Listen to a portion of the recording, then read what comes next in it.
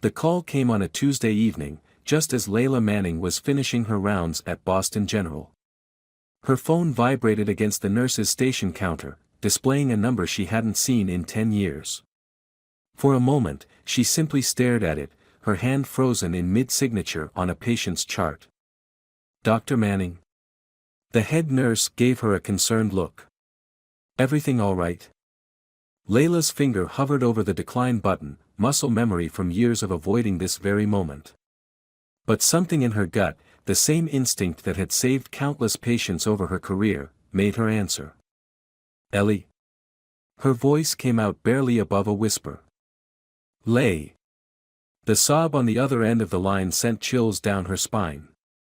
Her twin sister's voice, so similar to her own yet fractured with fear, brought back a flood of memories she'd spent a decade trying to forget.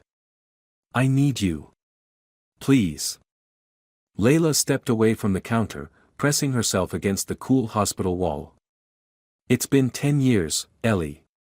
10 years of silence, and now you just dash. He's going to kill me, Lay.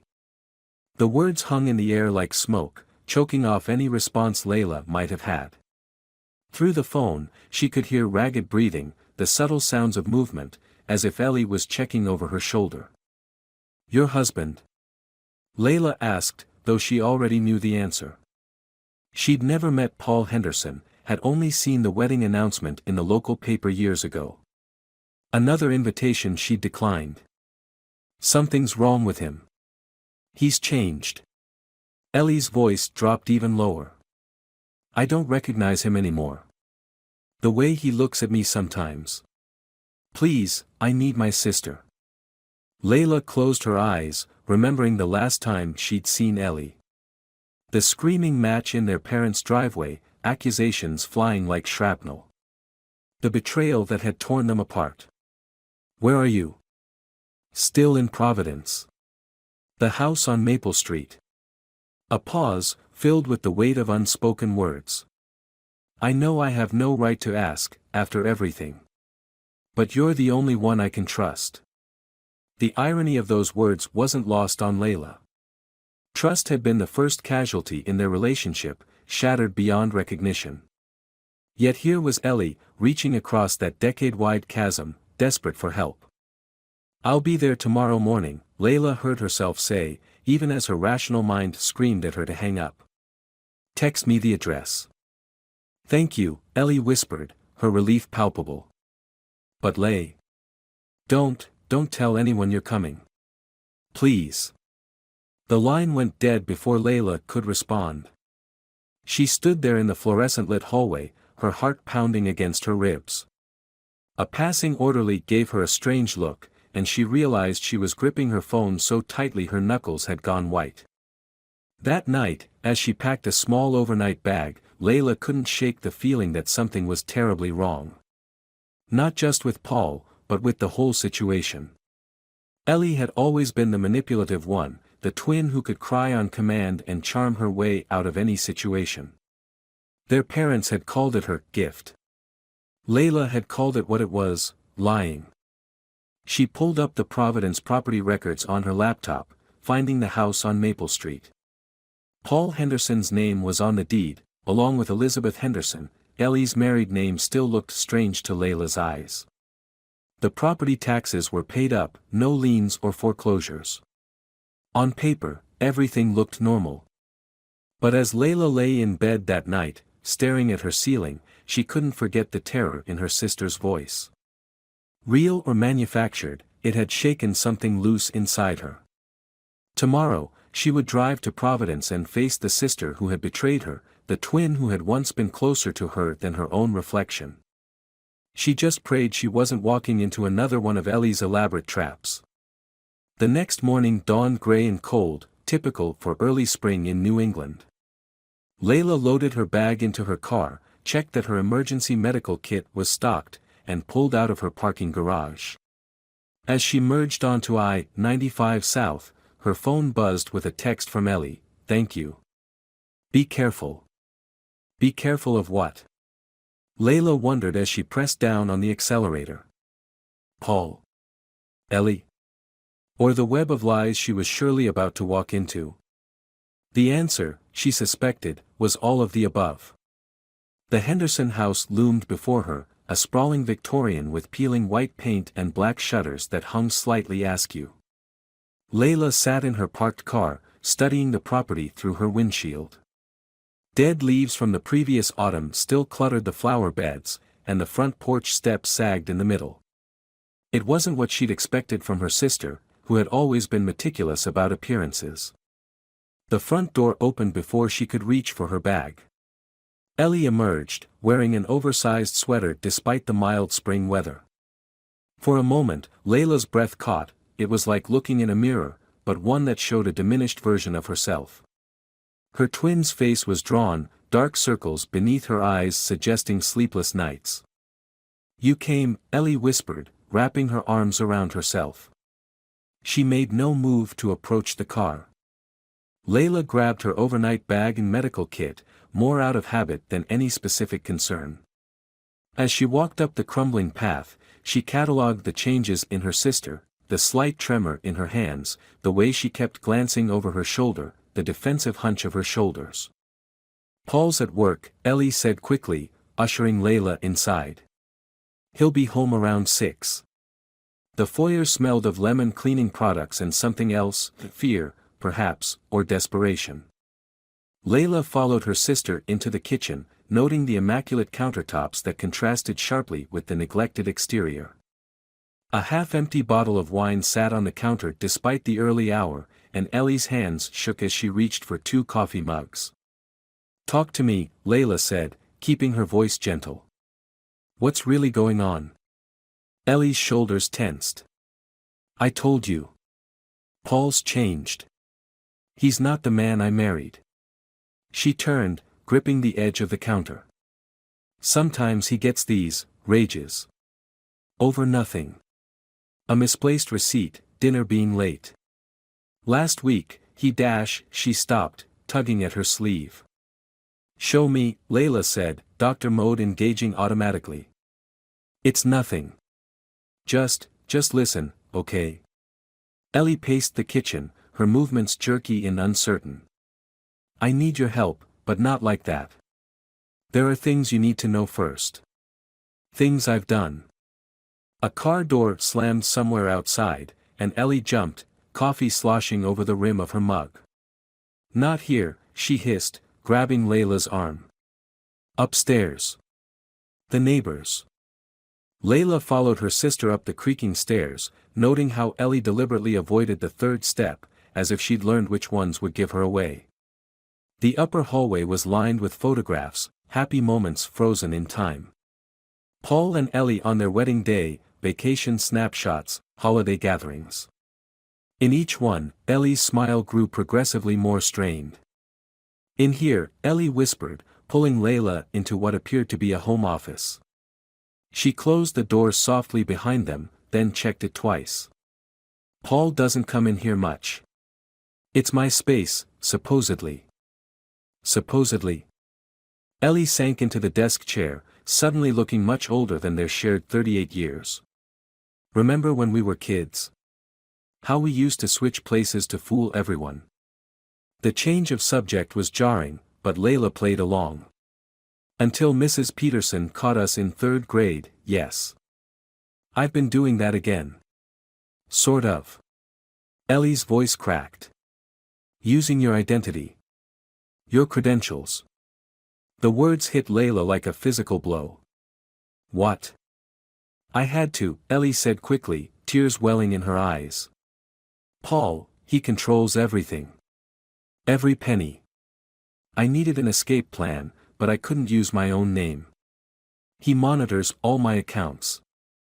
Layla's mind raced through the implications. "What exactly did you do with my identity?" Before Ellie could answer, heavy footsteps sounded on the porch below. Both women froze, eyes locked on each other in mirror expressions of panic. "He's home early," Ellie breathed, rising so quickly she knocked over a stack of papers. "You can't be in here. He can't know dash." "Can't know what?" Layla demanded, but Ellie was already shoving her toward the door. Living room. Act natural. Please, Lay. I'll explain everything later, I promise. As they hurried downstairs, Layla caught a glimpse of something behind the desk, a loose panel in the wainscoting, slightly ajar. But before she could process what she'd seen, the front door opened. Paul Henderson filled the doorway, his broad shoulders blocking the afternoon light. He was handsome in a corporate way, expensive suit, carefully styled hair, brilliant white smile that didn't quite reach his eyes. "Well," he said, his gaze moving between the identical women before him. "This is certainly a surprise." Paul's presence seemed to physically alter the air in the room, making it thicker, harder to breathe. Layla watched her sister's transformation with a doctor's trained eye, the subtle shift in posture, the almost imperceptible tremor in her hands, the way her breathing became shallow and quick. All textbook signs of trauma response. "I was going to tell you tonight," Ellie said, her voice pitched slightly higher than normal. "Layla called this morning, wanted to reconnect after all these years. Isn't that wonderful?" The lie flowed so smoothly from her sister's lips that Layla almost believed it herself. Paul's expression remained carefully neutral as he set his briefcase down, but something flickered in his eyes, calculation, perhaps, or suspicion. "How lovely," he said, loosening his tie. "And you drove all the way from Boston just for a surprise visit? How spontaneous of you." Layla drew on years of experience delivering difficult news to patients' families, keeping her voice steady. "Life's too short to hold on to old grudges. When Ellie reached out, I realized how much I missed my sister." Paul crossed to the wine bottle on the counter, examining the label. "Drinking before noon, darling. You know how that tends to affect your judgment." The words were gentle, concerned even, but Ellie flinched as if he'd shouted. "I was just about to start dinner," she said quickly. "Lay, you'll stay." "I insist," Paul said, smiling that empty smile. "We have so much to catch up on. Family is everything, after all." The next hour unfolded like a carefully choreographed dance. Ellie moved around the kitchen with practiced precision, never turning her back to Paul for long. He asked questions about Layla's medical practice, her life in Boston, all while maintaining that perfect corporate charm. But his eyes never left Ellie, tracking her every movement. "I need to use the restroom," Layla said during a lull in conversation. "Upstairs." "End of the hall," Ellie said quickly. Too quickly.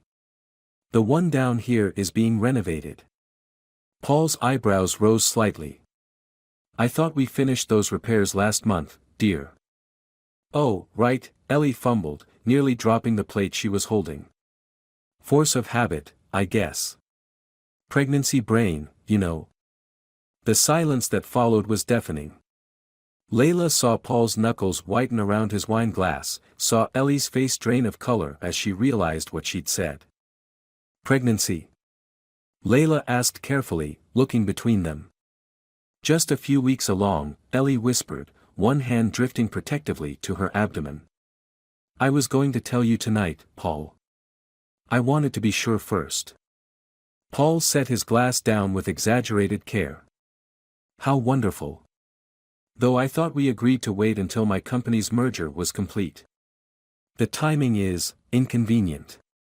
"I'll just use the bathroom down here," Layla said, recognizing the need to defuse the tension.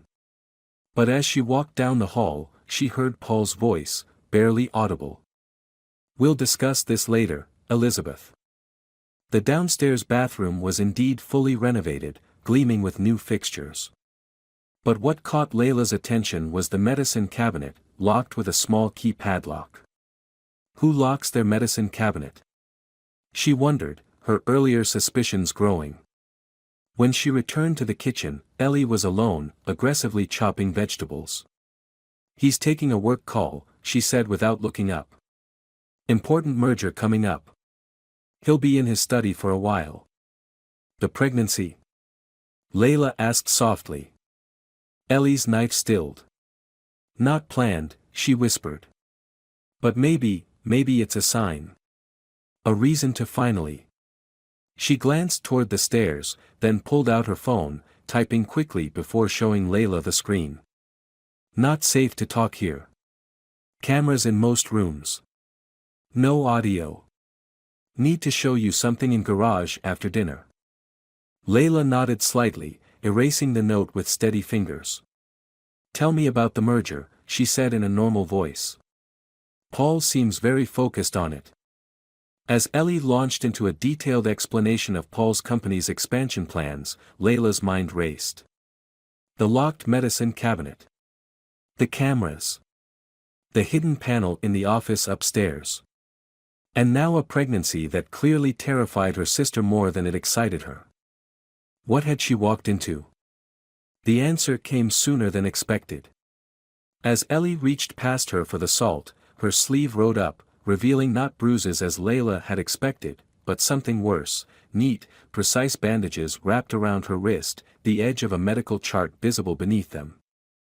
A medical chart with Layla's signature on it. Dinner passed in a haze of carefully measured small talk and loaded glances. With each passing moment, Layla felt the weight of her sister's medical chart pressing against her consciousness. Her own signature, forged with devastating accuracy, seemed to burn through the bandages on Ellie's wrist like a brand.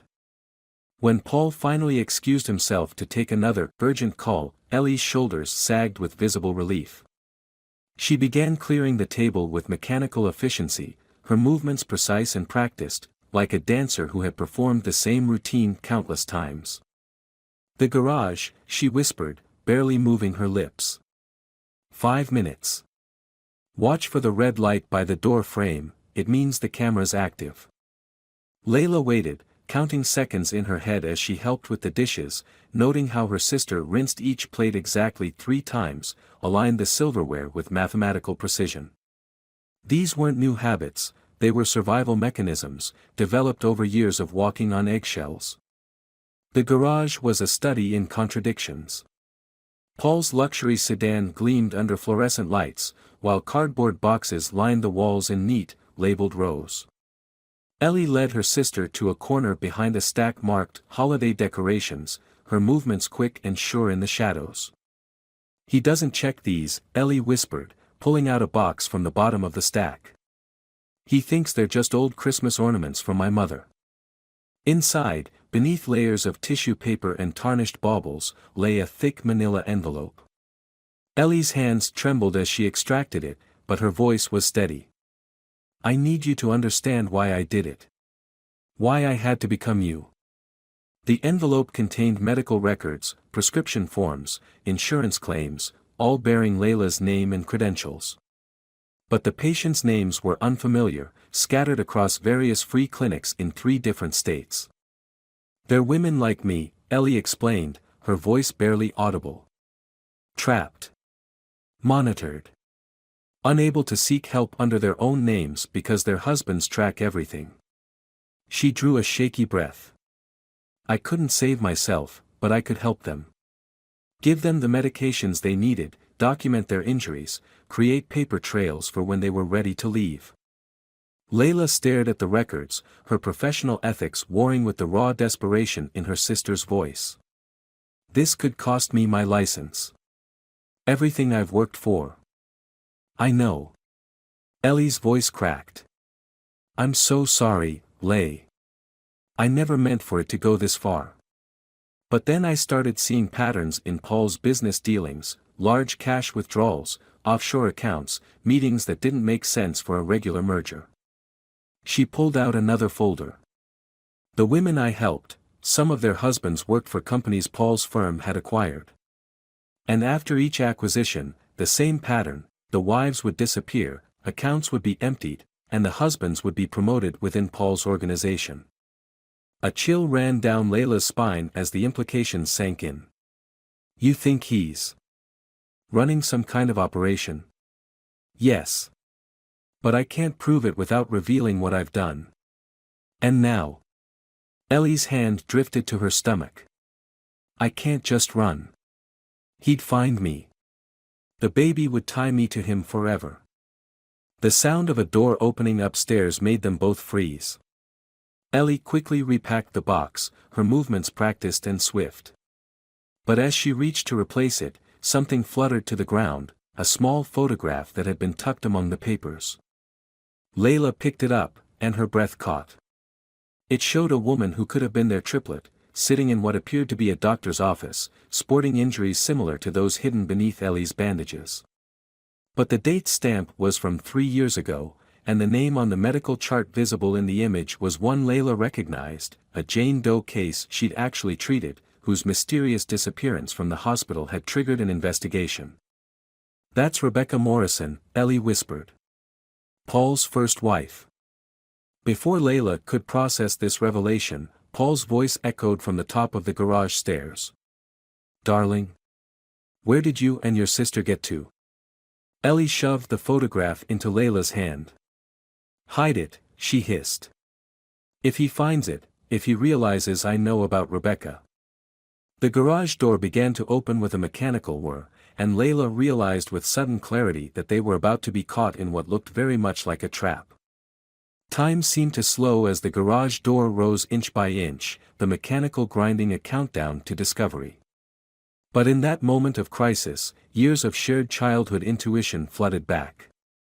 Without speaking, Layla and Ellie moved in perfect synchronization, their bond transcending the decade of silence between them. Ellie grabbed a box of Christmas ornaments, deliberately letting several fall and shatter on the concrete floor. The crash coincided with Paul's footsteps on the stairs, masking the sound of Layla sliding the damning photograph into her shoe. "Just showing Lay the decorations Mom left me," Ellie called out, her voice carefully modulated to convey embarrassment rather than fear. "I'm so clumsy lately, pregnancy hormones, I guess." Paul emerged into the garage, his presence filling the space like smoke. He surveyed the scattered fragments of glass ornaments, and something shifted in his expression, a momentary crack in his polished veneer that revealed something darker beneath. "Those were antiques," he said softly, dangerously. "Your mother's memories, destroyed by carelessness." Layla stepped forward, positioning herself subtly between Paul and her sister. "My fault entirely," she said, channeling the authoritative tone she used in emergency room crises. "I suggested looking through the decorations, wanted to reminisce about childhood Christmases. I knocked the box when I was reaching for it." The lie hung in the air between them. Paul's eyes moved from one identical face to the other, searching for tells, for weaknesses. But the sisters had perfected their mirroring act decades ago, their expressions both reflecting careful concern tinged with appropriate regret. "No matter," Paul finally said, his corporate smile returning like a mask sliding back into place. "Accidents happen. Though perhaps, Ellie dear, you should be more careful in your condition. We wouldn't want any unfortunate incidents." The threat wrapped in concern made Ellie's hand drift unconsciously to her stomach. Layla caught the gesture and felt a surge of protective rage, remembering the photograph burning against her ankle. Another woman who had once carried Paul's child, now vanished into the ether.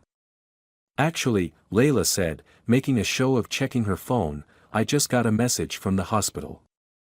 They need me to consult on a case." The lie came easily, born of necessity rather than deception. "Ellie, why don't you come back to Boston with me tonight? We have so much catching up to do, and you could see my practice, meet my colleagues." She felt her sister tense beside her, recognizing the offered lifeline for what it was.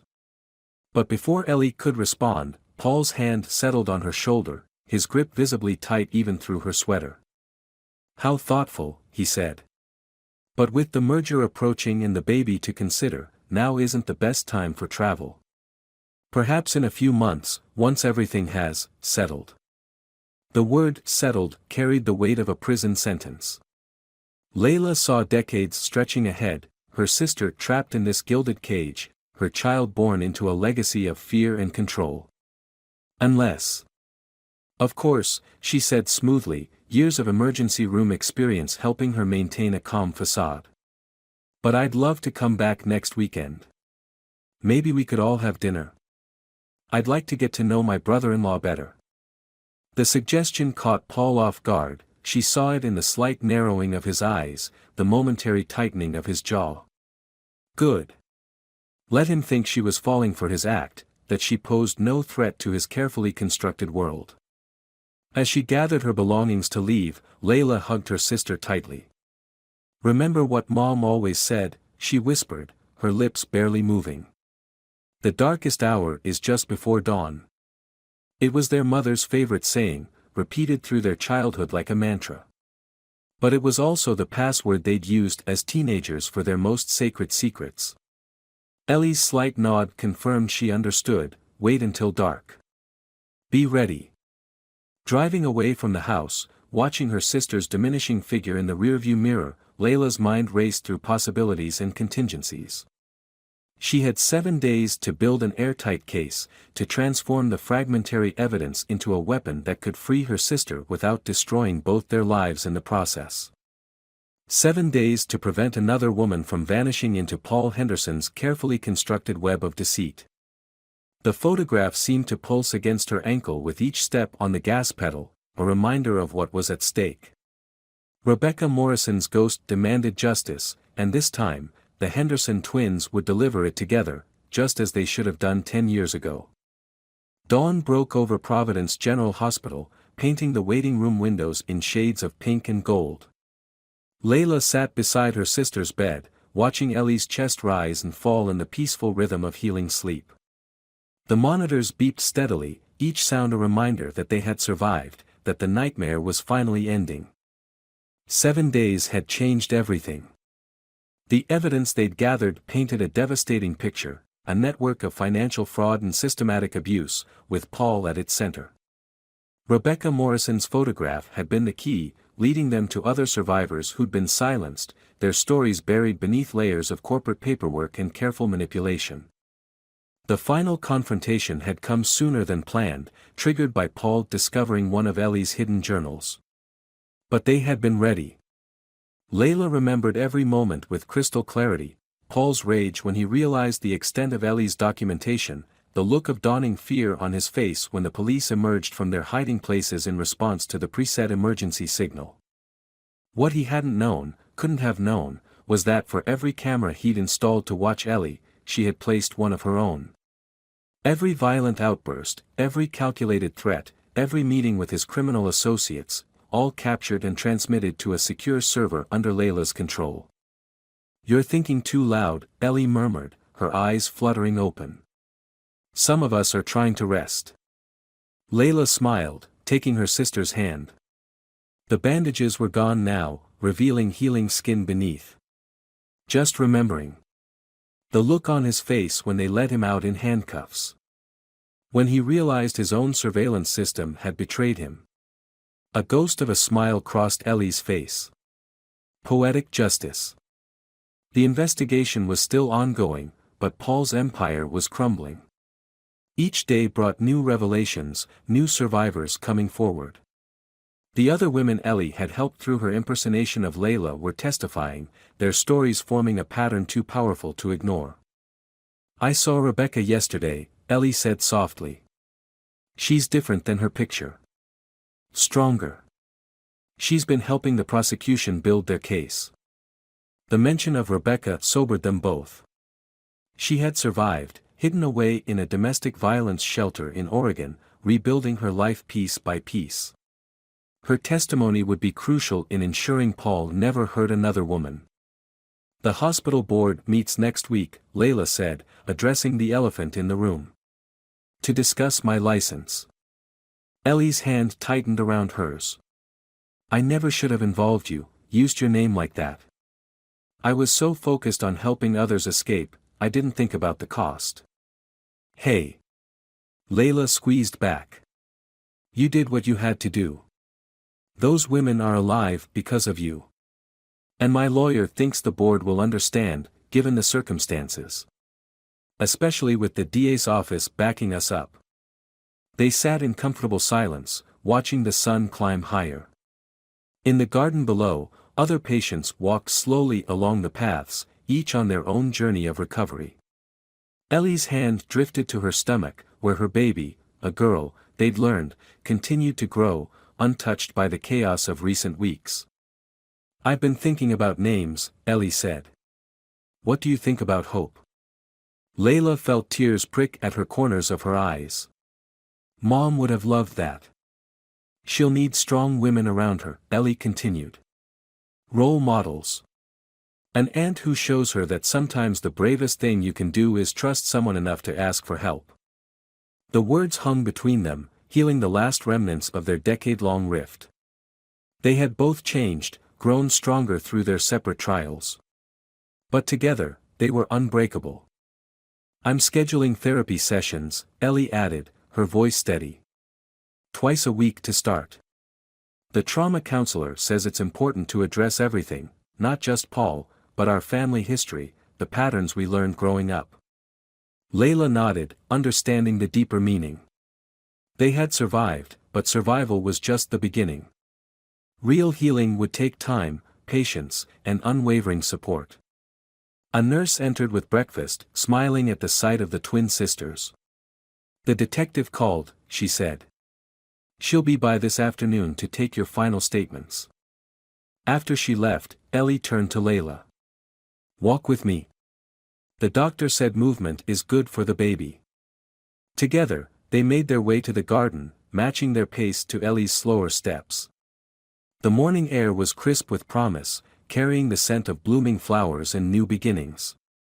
"Tell me again," Ellie said as they settled on a bench in the sun. "About that cottage you found on the Cape." Layla smiled, describing the small house by the sea where they would spend the summer healing, preparing for Hope's arrival, rebuilding their bond as sisters.